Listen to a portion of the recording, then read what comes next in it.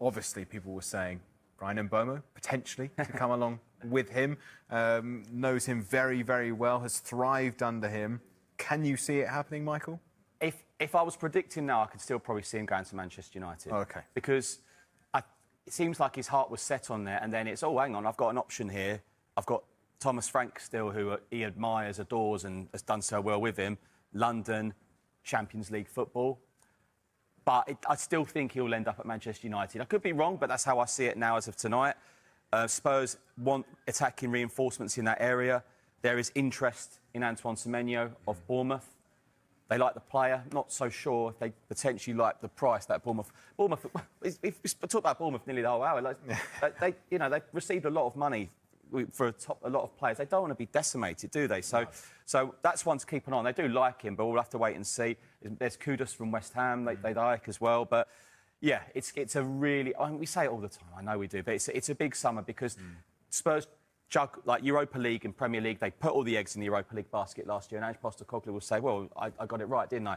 You can't. Rashford has been linked with a move to the northeast, with Newcastle looking to bolster their attacking options. Well, former England striker Darren Bent doesn't see a way the Man United man doesn't move on this summer. I mean, listen, he burst onto the scene under Van Gaal, didn't he? Like, I remember scoring on all his debuts, didn't he? I remember him destroying Arsenal in the league. Was that his second game in or something? Yeah. He scored a couple of goals. Yeah.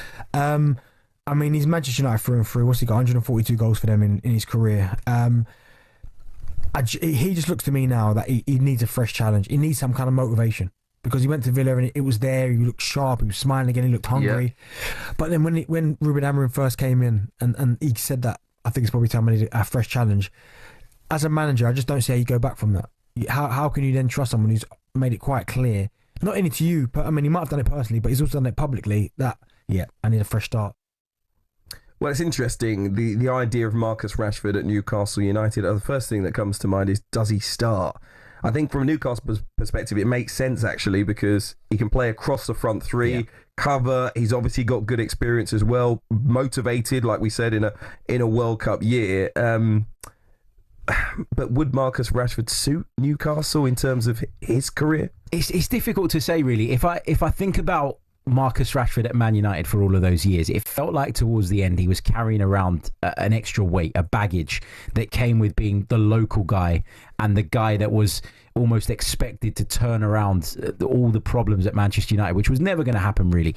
For me, Marcus Rashford is not a top tier player. He's in that tier just below.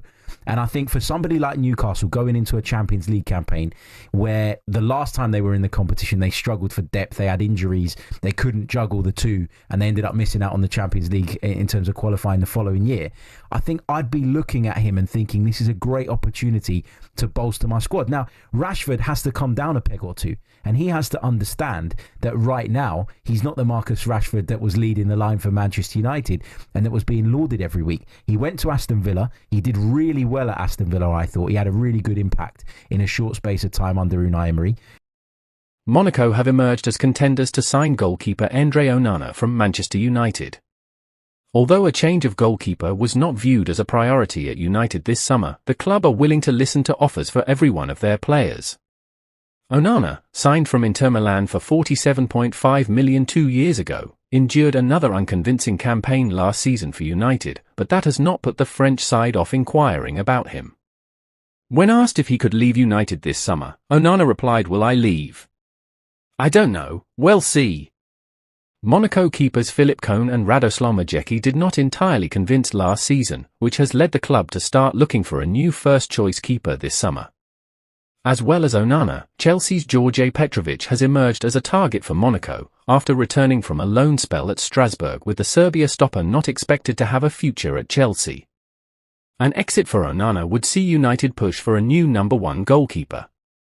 Aston Villa's Emi Martinez has been linked. And Amorim is looking for new arrivals to be brought in quickly. Amorim wants his new signings on board for the club's pre-season tour of the USA in 4 weeks' time.